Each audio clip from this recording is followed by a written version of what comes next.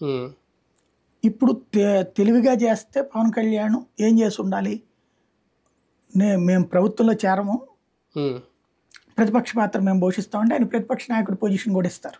21 స్థానాలు వచ్చినాయి కాబట్టి ఈయన మీద ఎక్కువే. 18 18 వస్తే కదా కావాలి. వచ్చేది. ఉమ్, కానీ ప్రభుత్వంలో చేరారు. ఉమ్. దీనివల్ల అపోజిషన్ ఏముంది ఇంకా. లేదు. ఇప్పుడు ప్రభుత్వం ఏ నిర్ణయం తీసుకున్నా అందులో తప్పు దొరికితే ఉమ్, ముగ్గురిది బాధ్యత అవుతుంది కానీ ఒకళ్ళ అవ్వదుగా. ఉమ్, అవును.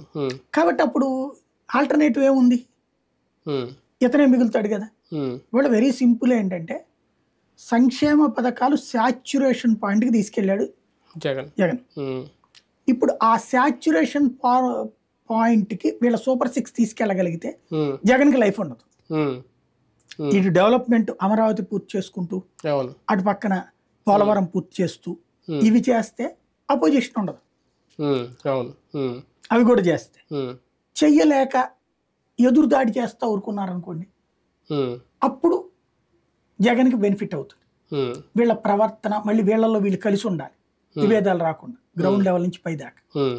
అవన్నీ చూసుకోవాలి. చంద్రబాబుని తీసుకున్న నిర్ణయాల మీద జగన్కి మంచి రోజులు రాబోతున్నా లేదని డిసైడ్ అయి ఉంటుంది. అంతే. ఉమ్.